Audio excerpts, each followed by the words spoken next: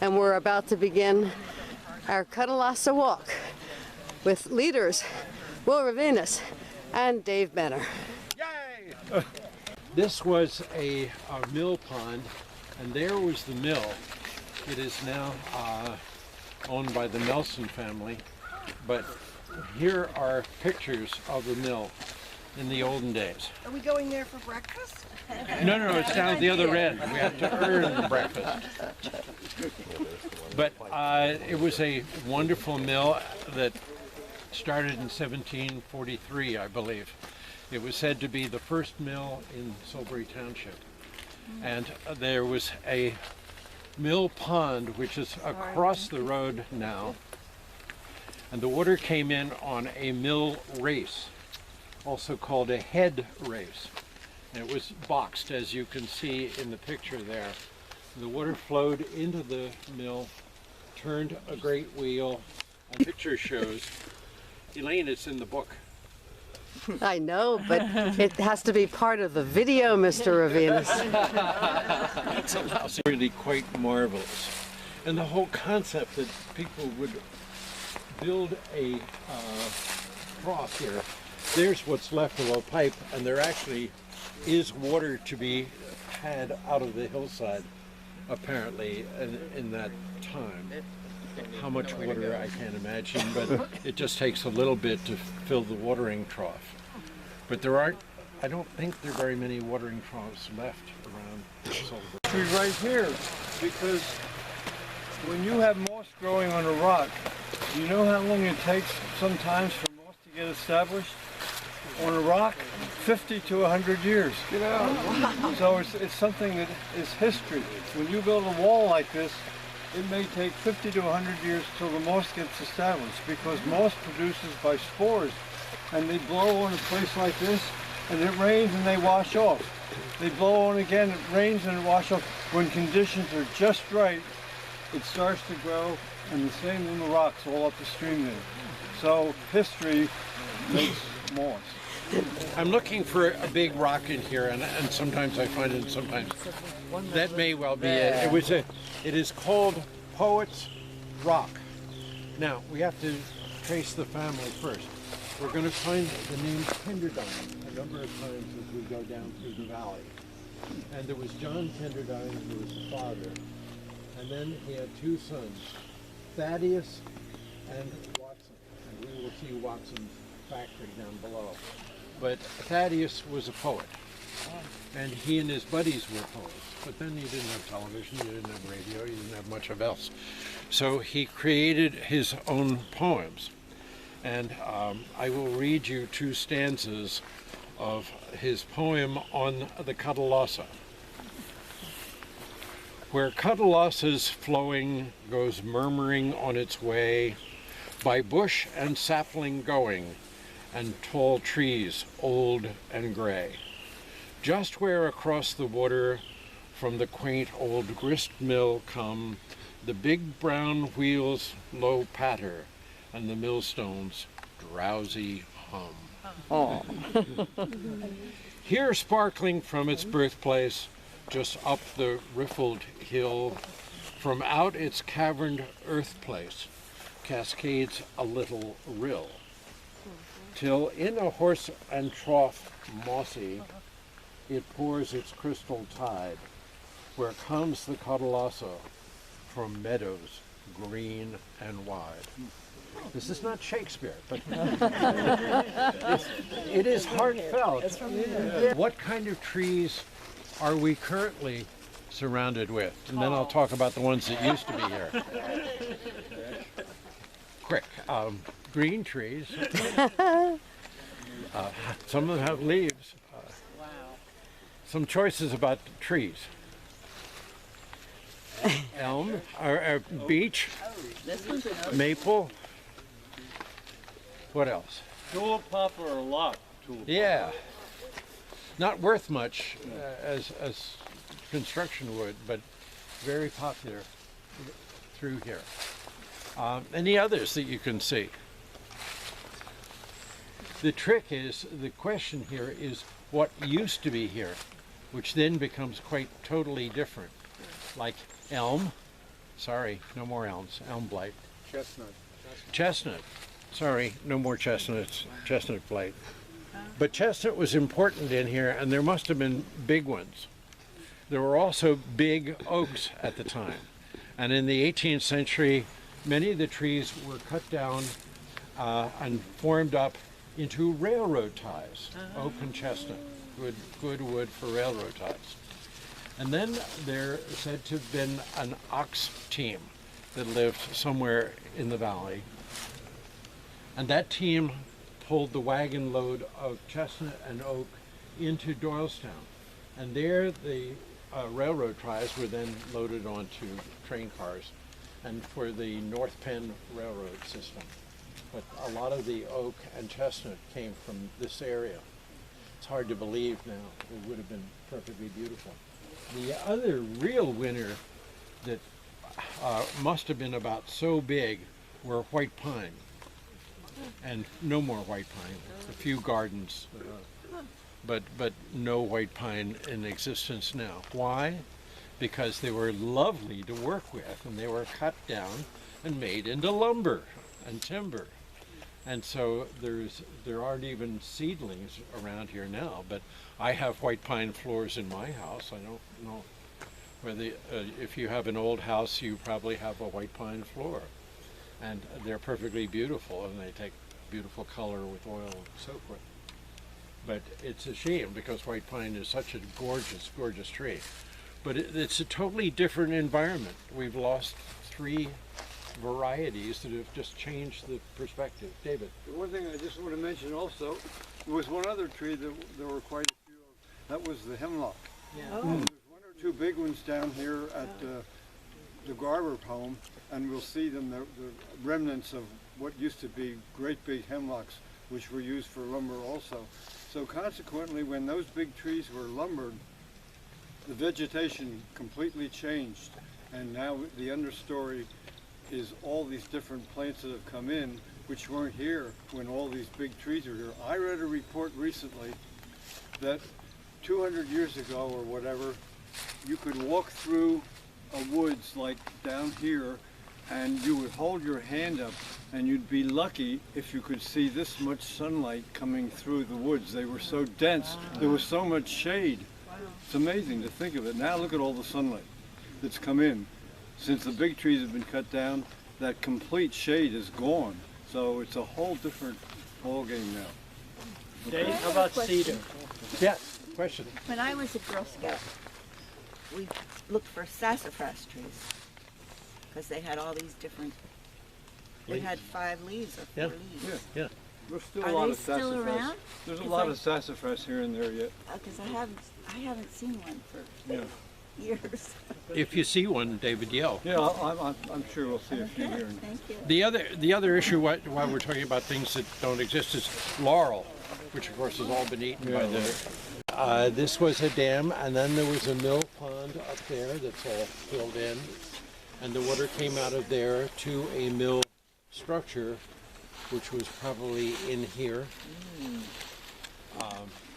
And of course, remember the game. You had the water on Monday up at the top, and then you got the water on Tuesday that flowed through, and he was out of business. And then you got it on Wednesday after that. So you got 5 mills with a very limited amount of water, Right. but there was no choice. There was nothing, no other means of power. This is kind of interesting. Not only did Salisbury and Bucks County have wheat farms and fertile fields, but if you go farther north, from Lumberville north, your soil value decreases significantly, and so you don't have the healthy farms. But then if you go south of Bowman's Tower, you have flat land, so you don't have streams coming down, so therefore you don't have mills. So we were uniquely fortunate and uniquely gifted in having all of this here. One other famous folks, over the top of the hill, and on the other side is, it's called Coppernose, I believe, and it was then it's the valley going down Green Hill Road. And there was a house on the hill over there that was occupied by poet. John Greenleaf Whittier, yes. An abolitionist, came from Boston, good Quaker, brown's clothes and all. Came to Philadelphia to work on a newspaper called The Abolitionist. Everything was fine until the anti-abolitionist came along one night and burned out the publishing house. So he came out here, lived rather quietly for a year or so. I have tried desperately to find a poem that says, "Oh, how I love the Cuttalossa," or "Oh, how I love the Delaware River," and there ain't none. So maybe somebody will find one someday, but I've scoured the books. Whether he was just resting or what, I don't know, but it's a fascinating character to have lived here. Will, can I say something now? Please do. I want to just point out something interesting about this Cuttalossa Valley because it's rather steep and it goes down, as you can see. Look how the hillside goes up here. What's interesting, if you look back at this woods right here, look at the smooth gray bark trees. What are they? Beech. And what happens when beech starts to take over on a hillside like that? It goes to what we call a beech wood. And what happens is you get big beech trees, you get smaller beech trees, and the smallest trees are beech trees. It's a beech woods almost 100%. Over here, you hardly see any beech because it's too wet. They don't like to grow where it's wet. So you got tulip poplars, a complete different type of vegetation. But it's just interesting to notice that on the high hillsides, once beech get established, they reseed and they just keep going. You get a solid beech woods, and the interesting thing is that when you get a solid beech woods, what grows underneath? Nothing. Why? It's too shady. So in a way, it's great because you don't get all these things like Russian olive, which take over. And then Of all the various storms, the most severe is 1885, which simply cleaned out the valley. And of course, what happens is if the storm hits the mill or the lumber yard at the head end, all of that material goes floating downstream and hits the second mill.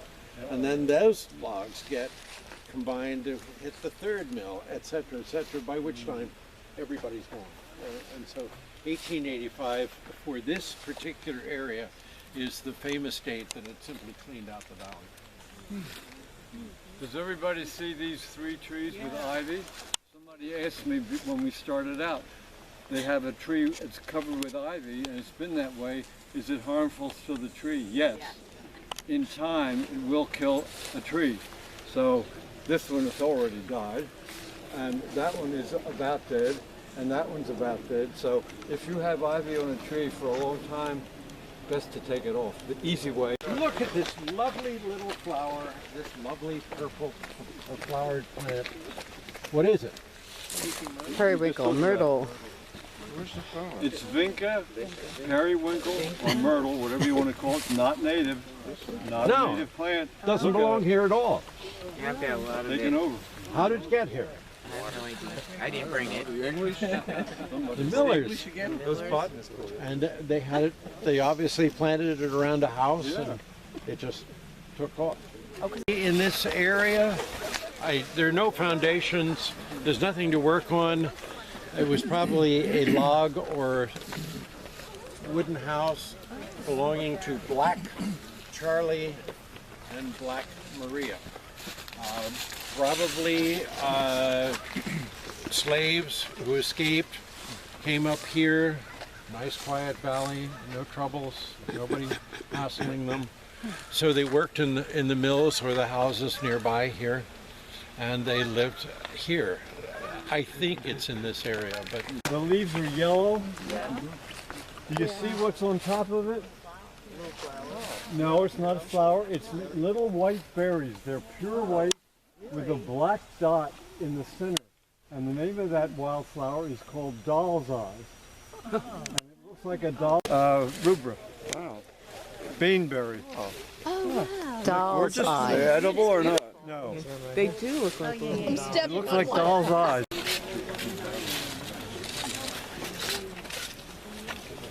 Yeah, 2009. an amazing phenomenon. We are suddenly changing environments.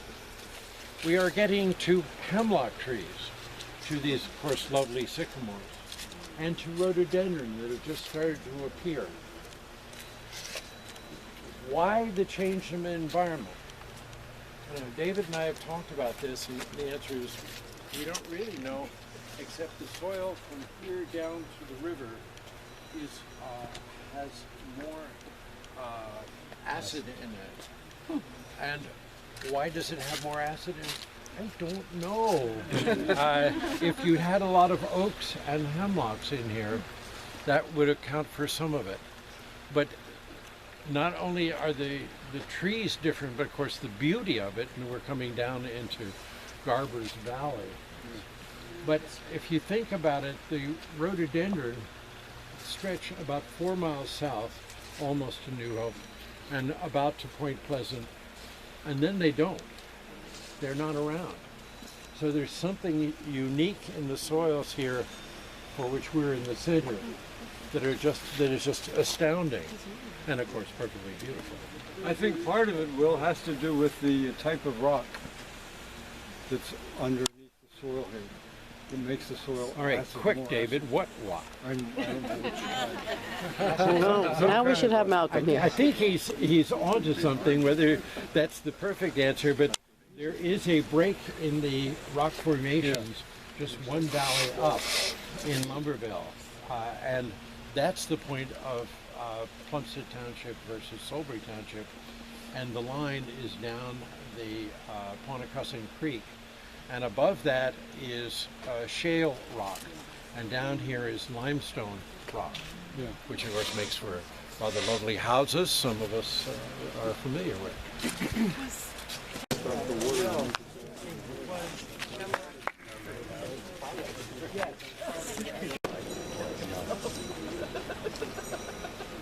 David is pointing out the beauty of this hemlock. There must have been a lot more of them. Oh, yeah.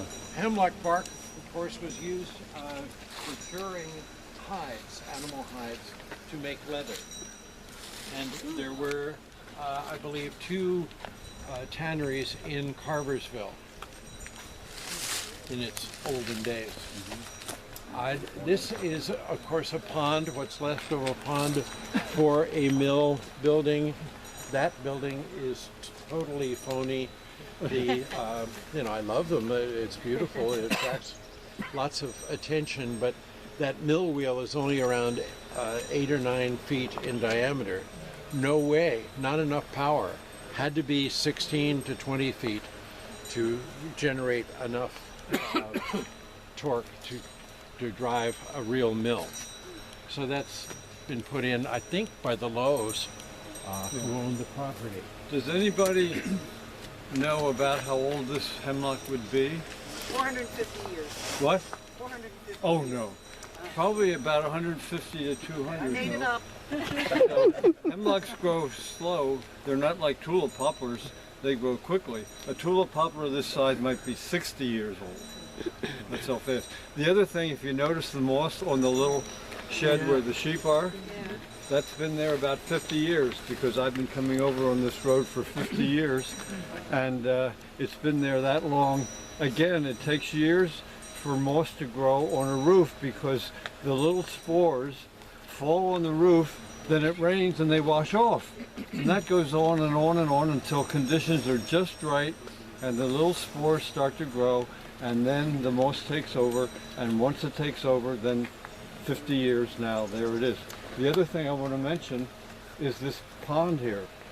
When my son was 10 years old, or both sons, I would bring them over here fishing. That's like 40 years ago. My son is now 52.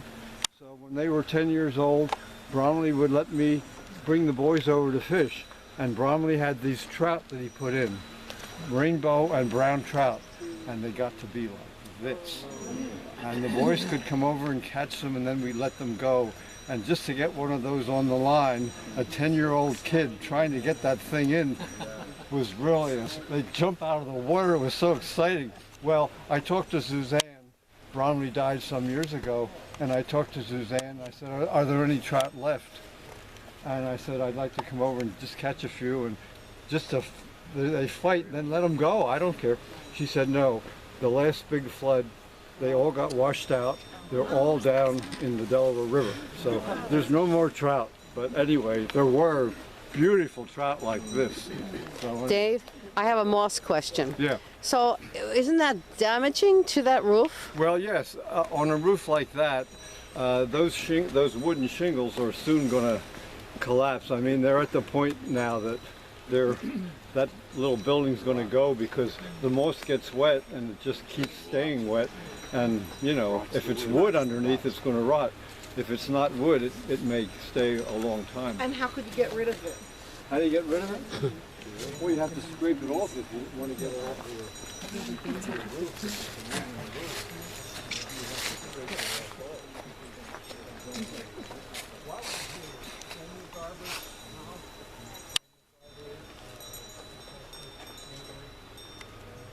So this was Daniel Garber's house, artist, and this is his studio.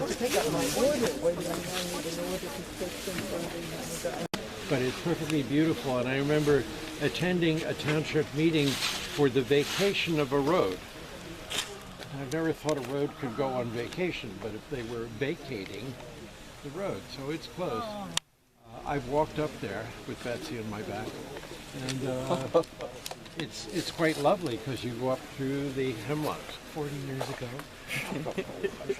Now, here is another picture of the next building on the left-hand side.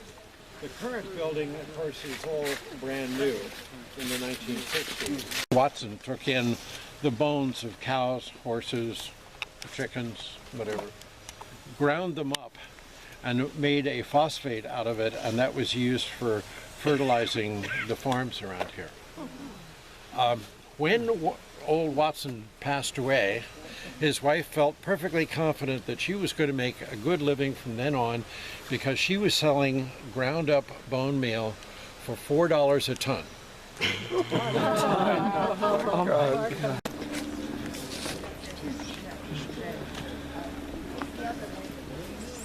You do. Good. I want you to carve your initials in this wood. Go ahead. Just try. No, I know. But I won't replace your knife. This is East African. It's not Mombasa, but it's very close to that. Real hard. And it was brought in by the Tinsman Company, Tinsman Brothers, for the township. And it's just immensely hard. You cannot put your fingers into it, the nails into it. But it's a classic piece of work because it will outlast all of us. See, pretty well. Yes. Oh, sorry. A mill race.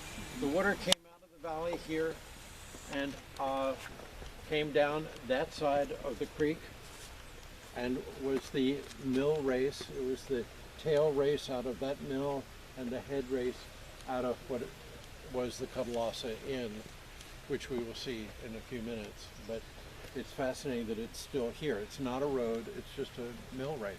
And there must have been a box on top of it to carry the water. I mean, that was not a depression for the carrying of water. That was, there must have been a box just as been pictured in the first Armitage mill. Who saw the promotion in the Herald with the waterfall? Well, if you get the Herald. Did they put a waterfall picture in? Yeah. Because I didn't send them that. Okay. Well, I don't know where it came from, but it took me 2 seconds to figure out where there was a waterfall left along the Cuttalossa. The answer is...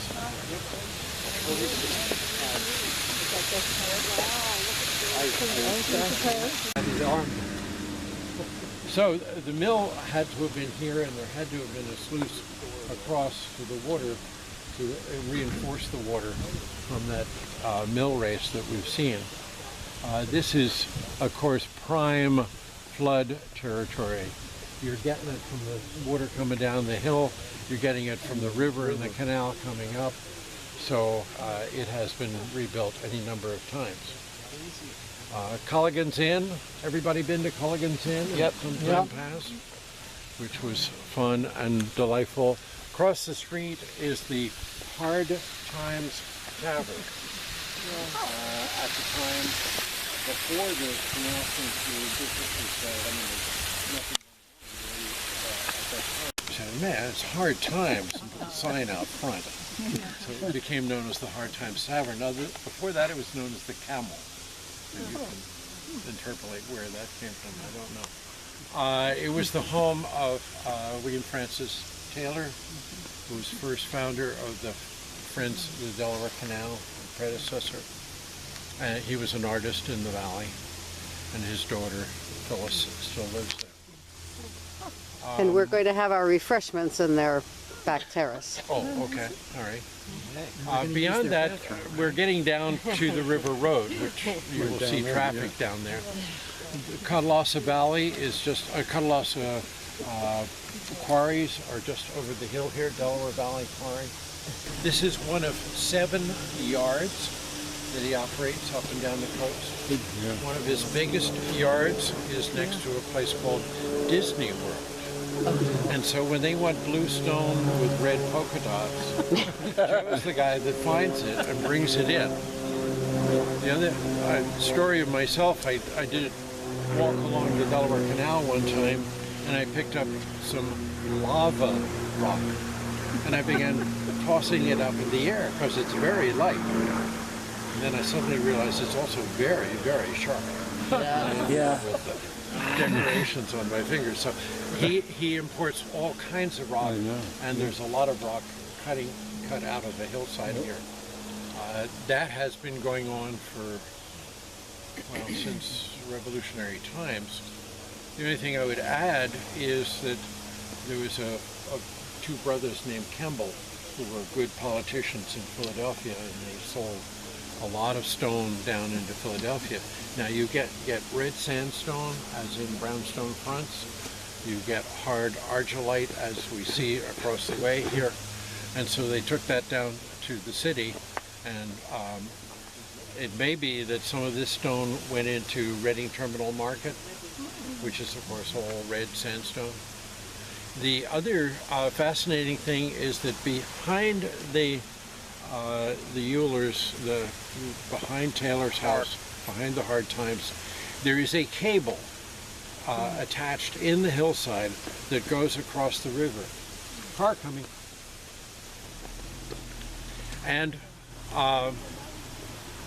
in the heyday of the rock quarrying, there was a basket that hung on the cable, and stone from Pennsylvania stone, went across the river in the cable car, if you will, to the Belvedere Railroad, Belvedere, Delaware Railroad that went down the far side.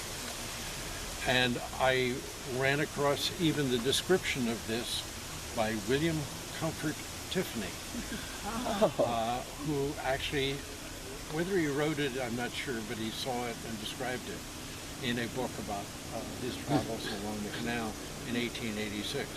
So it must have been operating at that time to take stone across the river.